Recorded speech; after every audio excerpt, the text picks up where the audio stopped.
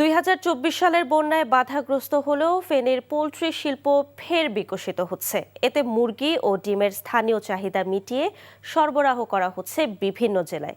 তবে খামারের সঠিক বর্জ্য ব্যবস্থাপনা না থাকায় হুমকিতে পড়েছে জেলার পরিবেশ ও জীববৈচিত্র্য। প্রতিকার চেয়ে বিভিন্ন দপ্তরে অভিযোগ দিয়েও সমাধান মিলছে না ভুক্তভোগীদের। ফেনী থেকে তোফায়েল আহমদের পাঠানো রিপোর্ট। ফেনীর সোনাগাজী উপজেলার চর এলাহি গ্রামের ৭০ বছরের বৃদ্ধা মমতাজ বেগম। স্বামীহারা সংসারে পুত্রবধূ নাতি নাতনি নিয়ে বসবাস। সংসারের অভাব দূর করতে ৫ বছর আগে বাড়িতে গড়ে তোলেন লেয়ার মুরগির খামার। নিজেরা ঘুরে দাঁড়ালেও খামারের মুরগির বিষ্ঠা ও বর্জ্যে দূষিত হচ্ছে পরিবেশ। এই মুখে গন্ধটা সরাসরি দক্ষিণে বাতাস থেকে আসলে এই গন্ধটা ডাইরেক্ট সরাসরি ঘরের ভিতরে ঢুকে। অভিযোগ আছে নিয়ম নীতি তোয়াক্কা না করে সোনাগাজী উপজেলার বগাদানা, আমিরাবাদ, মঙ্গলকান্দি, নবাবপুর ইউনিয়ন সহ জেলার বিভিন্ন এলাকায় অপরিকল্পিতভাবে পোল্ট্রি খামার গড়ে উঠেছে। ফলে দুর্গন্ধ সৃষ্টির পাশাপাশি পানি ও মাটি দূষিত হচ্ছে। জেলার পরিবেশ রক্ষায় প্রশাসনের দ্বারস্থ হলেও সমাধান মিলছে না বলে অভিযোগ স্থানীয়দের। এটা হচ্ছে আশেপাশে কোনো ফসলি জমিতে এখন আর ফসল হচ্ছে না।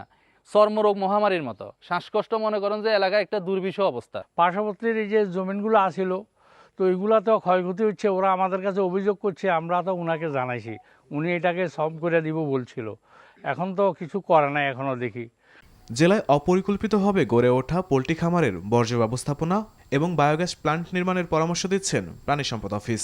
আর জেলা প্রশাসন বলছে অবৈধভাবে খামার গড়ে ওঠার সুযোগ নেই। আমরা এই সমস্ত নিয়ম নীতিমালা না মেনে যে পোল্ট্রি ফার্মগুলো আছে তাদের তালিকা আমরা ওই কনসার্ন ডিপার্টমেন্ট থেকে নিয়ে আমরা পরিবেশ, আর এটা যদি মোবাইল কোর্টে শিডিউলভুক্ত হয় আমাদেরও যাওয়ার সুযোগ আছে।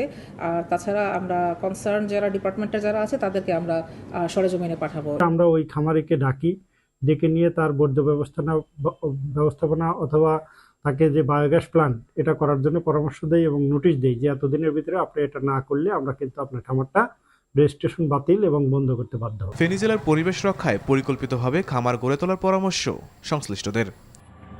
NTV news desk.